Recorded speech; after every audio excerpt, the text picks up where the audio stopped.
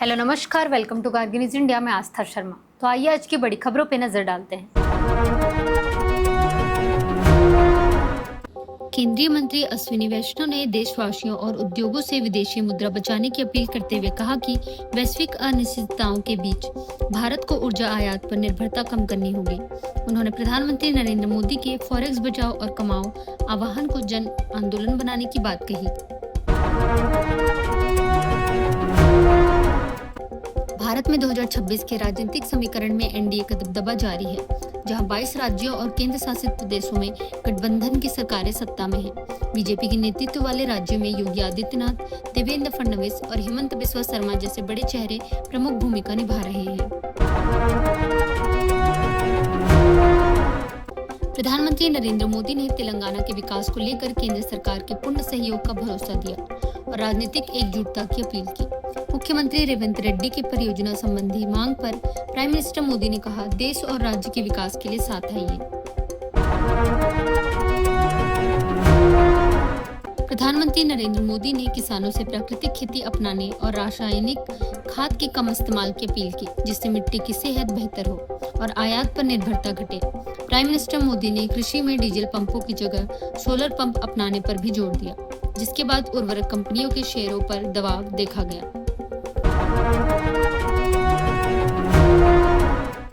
राहुल गांधी ने पश्चिम एशिया संकट के बीच प्रधानमंत्री के वर्क फ्रॉम होम और मेट्रो इस्तेमाल वाले सुझावों को सरकार की नाकामी का सबूत बताया। राहुल गांधी ने एक बार फिर नरेंद्र मोदी की विदेश नीति पर सवाल उठाते हुए दावा किया कि प्रधानमंत्री अमेरिका के दबाव में काम कर रहे हैं।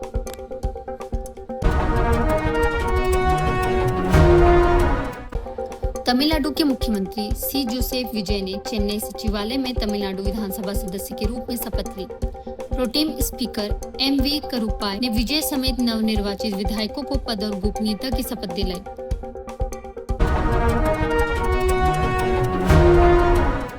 अमित शाह ने कहा कि लोकतंत्र की असली ताकत संस्थागत संतुलन में होती है और संविधान निर्माताओं ने संवाद, मर्यादा और संतुलन की भावना के साथ देश का संविधान तैयार किया था।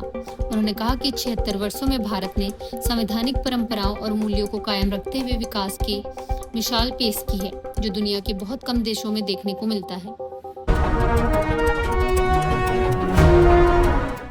जयराम रमेश ने ग्रेट निकोबार परियोजना को लेकर पर्यावरणीय अध्ययनों को अपर्याप्त बताते हुए हाई पावर्ड पैनल की रिपोर्ट सार्वजनिक करने की मांग की है। उन्होंने पर्यावरण मंत्री भूपेंद्र यादव से परियोजना की वर्तमान रूपरेखा पर रोक लगाकर दोबारा समीक्षा करने की अपील की। हिमंत बिस्वा शर्मा को दूसरी बार विधायक दल का नेता चुना गया है। वह 12 मई को असम के मुख्यमंत्री पद की शपथ लेंगे। बैठक के बाद उन्होंने राज्यपाल लक्ष्मण प्रसाद आचार्य से मिलकर नई सरकार बनाने का दावा पेश किया। तेलंगाना की रैली में नरेंद्र मोदी ने नागरिकों से कोविड दौर की आदतें अपनाने की अपील करते हुए वर्क फ्रॉम होम, विदेश यात्राओं में कटौती और 1 साल तक सोना खरीदने से बचने की सलाह दी। प्रधानमंत्री ने मेट्रो, कारपूलिंग और पेट्रोलियम उत्पादों पर निर्भरता कम करने पर जोर देते हुए विदेशी मुद्रा बचाने को राष्ट्रीय जिम्मेदारी बताया। हैदराबाद में 9,400 करोड़ रुपए की 6 विकास परियोजनाओं के उद्घाटन के दौरान नरेंद्र मोदी ने मुख्यमंत्री रेवंत रेड्डी से मजाकिया अंदाज में कहा, बेहतर होगा आप भी मेरे साथ जुड़ जाएं। प्रधानमंत्री और मुख्यमंत्री के बीच मंच पर हुई इस हल्की फुल्की बातचीत ने कार्यक्रम में मौजूद लोगों का ध्यान आकर्षित किया।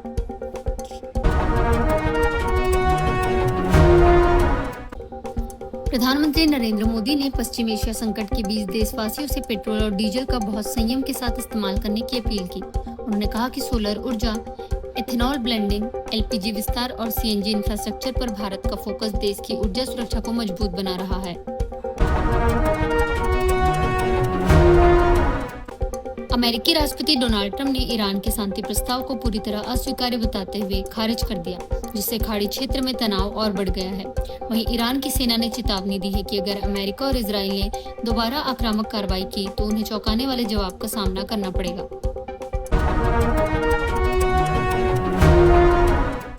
अमेरिकी राष्ट्रपति डोनाल्ड ट्रंप 13 से 15 मई तक चीन दौरे पर जा रहे हैं, जहां उनकी मुलाकात चीनी राष्ट्रपति शी जिनपिंग से होगी और व्यापार, ईरान संकट व ताइवान जैसे बड़े मुद्दों पर चर्चा होगी। वॉशिंगटन और बीजिंग के बीच टैरिफ, ताइवान और पश्चिम एशिया संघर्ष को लेकर पिछले कई महीनों से तनाव बना हुआ है। ऐसे में इस बैठक पर दुनिया की नजरें टिकी हैं।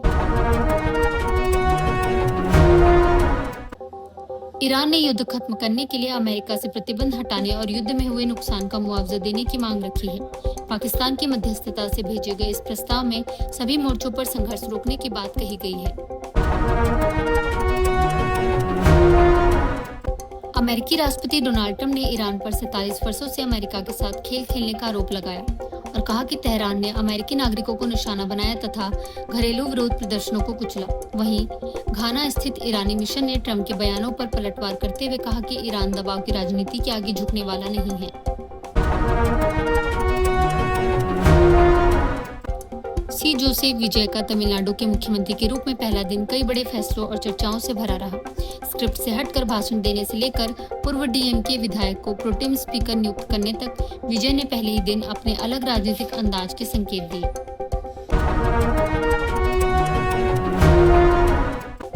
प्राइम मिनिस्टर नरेंद्र मोदी ने भारतीय परिवारों से 1 साल तक शादी ब्याह में सोना खरीदने से बचने की अपील की ताकि विदेशी मुद्रा पर दबाव कम हो सके।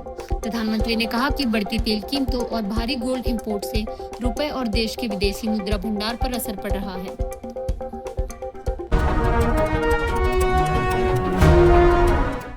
विदेश मंत्रालय ने भारत यूएई के बीच फुजैरा पोर्ट के जरिए भारतीयों की निकासी को लेकर चल रही खबरों को पूरी तरह बेबुनियाद बताते हुए खारिज कर दिया। पश्चिम एशिया में बढ़ते तनाव और यूएई पर ड्रोन मिसाइल हमलों के बीच एमईए ने लोगों से फर्जी खबरों और भ्रामक दावों से सतर्क रहने की अपील की। आम आदमी पार्टी और भारतीय जनता पार्टी के बीच पंजाब में राजनीतिक टकराव बढ़ गया है, जहां मंत्री संजीव अरोड़ा की ईडी गिरफ्तारी के खिलाफ राज्य भर में प्रदर्शन हुए। आप ने केंद्र सरकार पर जांच एजेंसियों का राजनीतिक हथियार की तरह इस्तेमाल करने का आरोप लगाते हुए भाजपा के खिलाफ जोरदार विरोध प्रदर्शन किया। प्राइम मिनिस्टर नरेंद्र मोदी ने अमेरिका ईरान युद्ध के बीच बढ़ती तेल कीमतों और आर्थिक दबाव को देखते हुए वर्क फ्रॉम होम अपनाने की सलाह दी है ताकि पेट्रोल डीजल की खपत कम हो और विदेशी मुद्रा बचाई जा सके। सरकार को आशंका है कि लंबे समय तक महंगा कच्चा तेल भारत में महंगाई बढ़ा सकता है, रुपए को कमजोर कर सकता है और आयात बिल पर भारी असर डाल सकता है।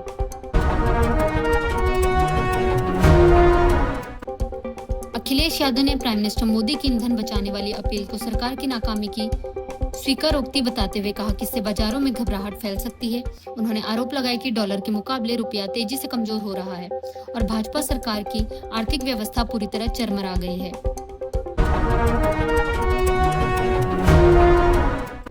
अमेरिका के सहायक वाणिज्य सचिव डेविड फोजेल ने कहा कि भारत और अमेरिका व्यापार व निवेश के क्षेत्र में अभी पर्याप्त प्रयास नहीं कर रहे हैं। उन्होंने कहा कि टैरिफ विवादों से आर्थिक रिश्तों में बाधा आई है, लेकिन इसके बावजूद दुनिया भर से अमेरिका में निवेश लगातार जारी है। ये थी आज की बड़ी खबरें। बने रहिए गार्गी न्यूज इंडिया के साथ। मैं आस्था शर्मा, धन्यवाद।